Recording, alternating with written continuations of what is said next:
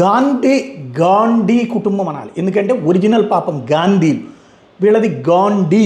ఏదైతే ఫిరోజ్ గాంధీ వాళ్ళ కుటుంబమే ఇందిరా గాంధీ. అంటే ఫిరోజ్ గాంధీ గారి భార్య కాబట్టి ఇందిరా గాంధీ. మామూలుగా తండ్రి వైపు నుంచి చూస్తే ఇందిరా నెహ్రూ అవుతుంది. కానీ ఈ పెళ్లి చేసుకుంది ఫిరోజ్ గాంధీ కాబట్టి ఇందిరా గాంధీ అయింది. ఇందిరా గాంధీ గారి అబ్బాయి సంజయ్ గాంధీ, రాజీవ్ గాంధీ. ఆ రాజీవ్ గాంధీ గారి భార్య సోనియా గాంధీ. అలాగే సంజయ్ గాంధీ గారి భార్య మేనకా గాంధీ. వాస్తవంగా మేనకా గాంధీ రెడీ అయింది అప్పట్లో. ఎందుకంటే సంజయ్ గాంధీ క్రియాశీల రాజకీయాలు, రాజీవ్ గాంధీ వచ్చేటప్పటికి అదేది పైలట్టు, ఎంజాయ్మెంటు, తన భార్యతో అటే ఉండేవాడు తప్పించి రాజకీయాలు ఏమాత్రం తెలియదు. సంజయ్ గాంధీ క్రియాశీలకం, ఈవెన్ ఎమర్జెన్సీలో కీ పాత్ర కూడా అతనిదే. అయితే అతను బతికున్నంత వరకు సైలెంట్గా ఉన్నటువంటి రాజీవ్ గాంధీ ఆయన చనిపోయాక కూడా యాక్టివ్గా లేడు. ఇందిరాగాంధీ చనిపోయిన తర్వాత రాజీవ్ గాంధీ యాక్టివ్ అయ్యారు.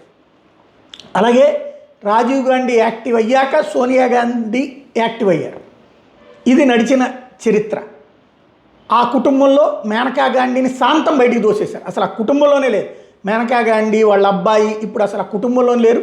ఇందిరాగాంధీ గారి కోడలు ప్లస్ మనవడు వాళ్ళని పక్కన పడేలా పదవి కోసం, పవర్ కోసం.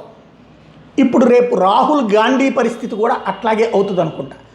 ప్రియాంక వాద్రా ఇప్పుడు ఇందిరా గాంధీ అయినప్పుడు, ఇందిరా నెహ్రూ కాస్త ఇందిరా గాంధీ అయినప్పుడు, అలాగే ఏదైతే సోనియా మైనో కాస్త సోనియా గాంధీ అయినప్పుడు, ప్రియాంక భర్త రాబర్ట్ వాద్రా అయినప్పుడు ప్రియాంక వాద్రా అవ్వాలి కదా. కానీ ఆమె మాత్రం ప్రియాంక గాంధీ అని కాకుండా ఈ గాంధీ అనే పెట్టుకుంటున్నారు వీళ్ళు. ఇందులో విచిత్రం ఏంటంటే రాహుల్ గాంధీ 2009లో ప్రధానమంత్రి అవడానికి అద్భుతమైన అవకాశం. పూర్తి మెజార్టీ కాకపోయినా 205 స్థానాల దాకా వచ్చేసింది కాంగ్రెస్ పార్టీ. ఓ స్టఫండ్ మెజార్టీ యూపీఏకి. అంతకుముందు 2014లో రాంది.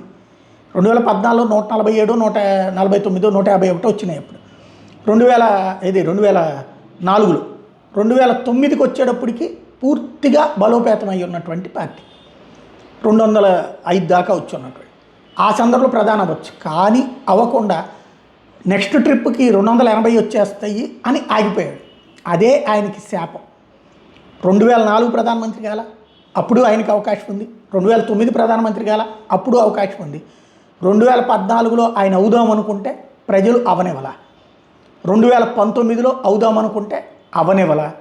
2024లో అవుదామనుకున్న అవనివ్వాల ప్రజలు.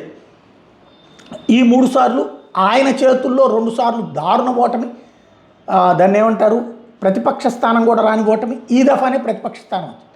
ఇప్పుడు ఆయన ప్రధానమంత్రి అభ్యర్థి నెక్స్ట్ స్టెప్కి అనుకుంటుంటే కుటుంబంలో చిచ్చురేగింది. ప్రియాంక గాంధీ వాద్రా గారు ఆల్రెడీ ఈయన వదిలేసినటువంటి వాయనాడ్ నియోజకవర్గం నుంచి ఎంపీ అవ్వడం ఒక ఎత్తు అయితే, ఇప్పుడు ఒక ఎంపీ ఇమ్రాన్ మసూద్ అనేటటువంటి ఎంపీ ప్రియాంక గాంధీ ప్రధాని కావాలని కోరుకుంటున్నారు ప్రజలు అని వ్యాఖ్యానించడం ఒక ఎత్తు అయితే, రాబర్ట్ వాద్రా ఎవరైతే ప్రియాంక భర్త ఉన్నాడో ఆ మధ్యన ఏదైతే హర్యానా నుంచి భూములు తీసుకుని భూమిలో అడుగు పెట్టకుండానే 100 కోట్లు సంపాదించుకున్నాడో కాంగ్రెస్ ప్రభుత్వం ఉన్నప్పుడు, ఆ కుంభకోణాల్లో పాత్రధారి ఎవడైతే ఉన్నాడో ఆయన ఇప్పుడు స్టేట్మెంట్ ఇచ్చాడు దీని మీద.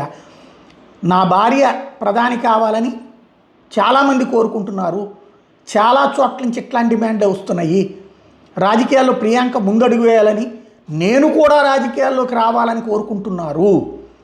కాకపోతే ప్రస్తుతం ప్రియాంక దృష్టి ప్రజా సమస్యల మీదనే ఉంది.